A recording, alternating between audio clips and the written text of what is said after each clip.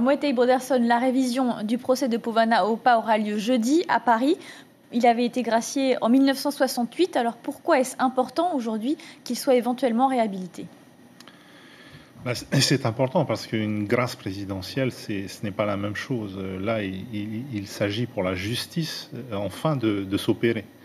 Nous savons tous aujourd'hui le simulacre de procès qui a été celui de Povana, et qui a conduit à son exil forcé. Et il est temps de rétablir la justice. Vous y serez, vous, jeudi ? J'y serai, c'est pour ça que j'ai fait uniquement un saut de puce. Je suis arrivé il n'y a pas longtemps et je repars ce soir pour être sûr d'être là-bas jeudi matin. Alors justement, donc vous étiez à Paris la semaine dernière et vous avez posé une question au gouvernement concernant l'augmentation du nombre de mandats qui passe de 2 à 3, notamment pour le président du pays. Qu'est-ce qui vous dérange dans ce projet ? Ce qui me dérange, c'est...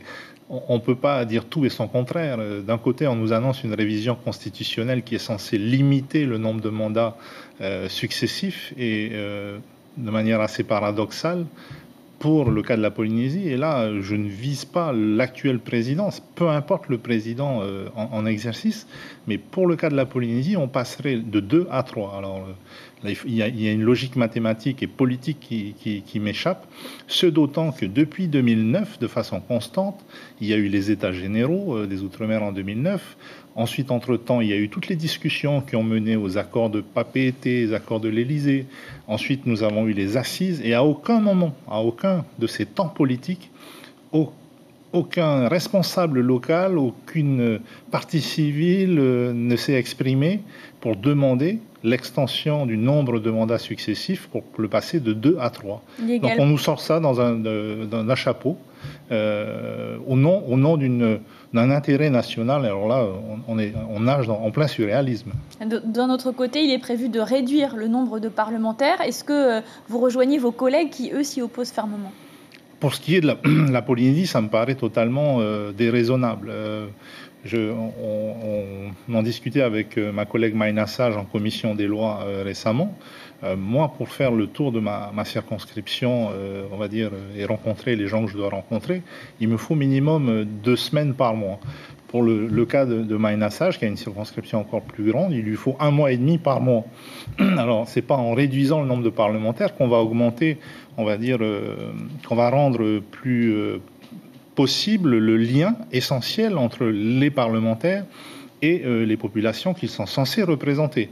À moins qu'on veuille faire avec les députés et les sénateurs ce qu'on fait aujourd'hui avec les salades, à savoir de la culture hors sol et avoir des parlementaires hydroponiques qui seraient complètement détachés de leur sol, détachés des gens qu'ils sont censés représenter. Si c'est ça la Macronie, allons-y gaiement. Donc c'est moins de mandats, mais autant de parlementaires. Lors de votre élection en tant que représentant à l'Assemblée de Polynésie, vous étiez donné 3 mois pour voir si vous arriviez à jongler entre guillemets entre vos 2 mandats. Aujourd'hui, à mi-parcours entre guillemets de ce délai de 3 mois, où est-ce que vous en êtes ? Est-ce que vous y arrivez ? Alors c'est pas facile, mais on y arrive. J'ai procédé donc à des recrutements récemment. Et donc j'ai trouvé, je pense, la bonne personne pour m'aider à faire l'articulation entre les 2 mandats. Et ne pas être trop hors sol, du coup. C'est quelque chose que je ne conçois pas.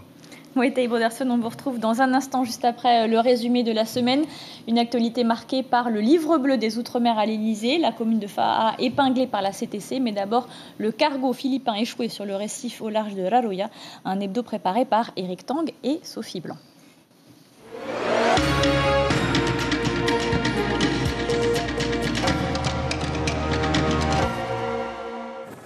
Pour le moment, il n'y aurait aucune raison de s'inquiéter.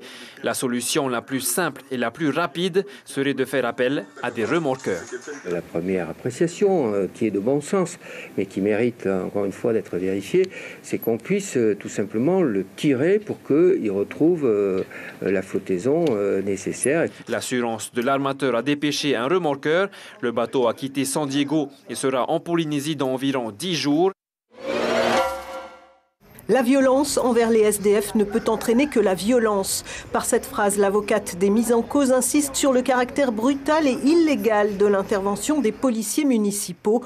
Angéline, séparée de ses 3 chiens, met en avant sa sécurité au quotidien. Nous, on dort dans la rue. Et notre chien, c'est notre ami de compagnie. Quand tu as un chien avec toi, tu te réveilles, tu as toutes tes affaires avec toi. Oscar Temaru balaie d'une phrase les recommandations de la Chambre territoriale des comptes. La juridiction qui pointe dans son rapport la décharge Moumouveil de Faa recommande purement et simplement sa fermeture. En cause, la pollution engendrée et une saturation prévue dans les 2 prochaines années. La décharge a accueilli en l'espace de 5 ans pas moins de 150 000 tonnes de déchets. Pour le maire de Faa, pas question de la fermer, mais dans les tuyaux, un système de recyclage originaire de Hawaï. Il est en partie sorti d'affaire, il n'est plus sur le récif mais continue de dériver. Le navire militaire Bougainville a réussi à l'extraire du corail hier soir. Un succès gâché par la rupture du câble de remorque. Le bateau est donc, à l'heure où je vous parle, à la dérive au large de Raroya. Après 8 mois de consultation, la feuille de route du gouvernement pour le reste du quinquennat a été dévoilée. En tête des priorités, la bataille de l'emploi. Dans ces territoires où le chômage est parfois 2 fois plus élevé que dans l'Hexagone, le chef de l'État a annoncé une enveloppe de 700 millions d'euros pour l'éducation et la formation professionnelle. Il s'est aussi engagé à soutenir les entrepreneurs ultramarins. Nous poursuivrons aussi une grande réforme des aides aux entreprises en faveur de l'emploi. La création d'un fonds d'intervention économique pour soutenir les initiatives privées, qui mobilisera 400 millions d'euros pour les entreprises en Outre-mer. La présence renforcée de la Banque publique d'investissement. Des danses, des chants et surtout la marche symbolique du Hiva Veve. 44 associations de la commune ont fait le déplacement à la demande du maire, Jacques Igraff.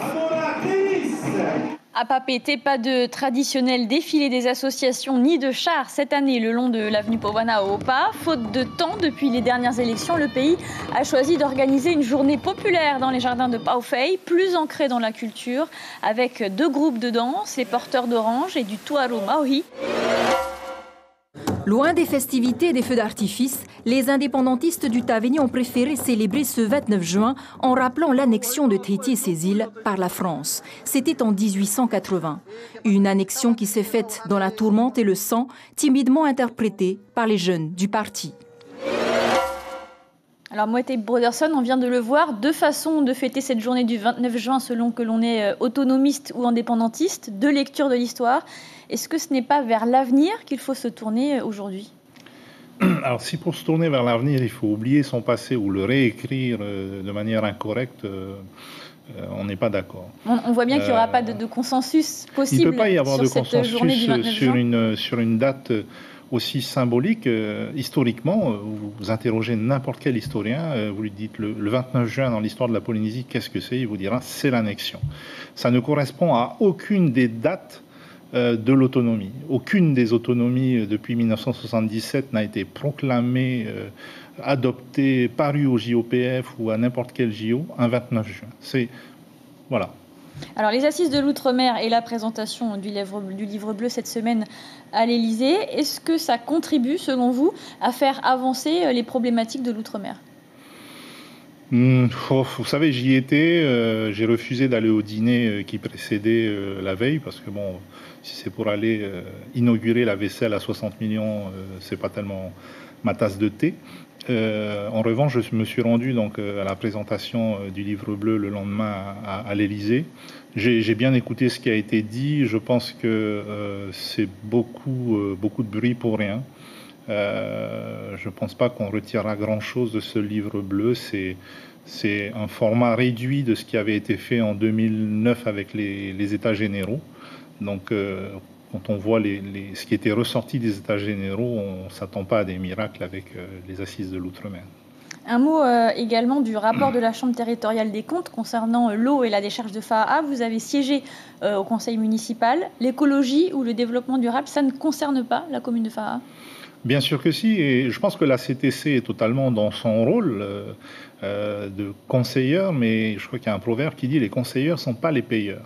Et il faut tout simplement se rendre à l'évidence que si la commune de Faa rejoignait l'actuel FENUAMA, je crois que ça s'appelle aujourd'hui, eh bien ça viendrait multiplier par 4 ou 5 le montant des redevances que devraient payer citoyens de FAA. Là, c'est 40 000 francs annuellement actuellement sur FAA. Vous pensez que ça ferait 200 000 francs par an de taxes pour les administrés de FAA? Je ne pense pas, c'est un calcul simple à effectuer.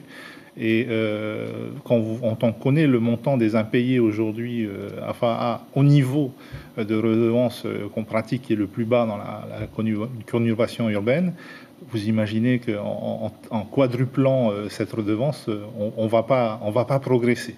C'est pas vers ça qu'il faut s'orienter, c'est réellement vers des solutions du type de celles qu'on étudie aussi bien avec la piste coréenne, on va dire ça, qu'avec d'autres alternatives du côté de Hawaï qui permettraient à la fois de faire un recyclage total des déchets. Il avait été aussi question d'un projet japonais il y a un temps. Alors, le projet japonais concernait uniquement les plastiques. Donc il n'a pas eu lieu. Il n'a pas eu lieu. Et en revanche, les projets qui sont actuellement à l'étude, aussi bien le projet hawaïen, c'est un processus américain, mais qui a été expérimenté à Hawaï, et que le projet coréen sont des procédés qui sont en activité dans d'autres pays comparables et qui fonctionnent. Affaire à suivre donc, Moetei Broderson. Merci d'avoir accepté notre invitation ce soir.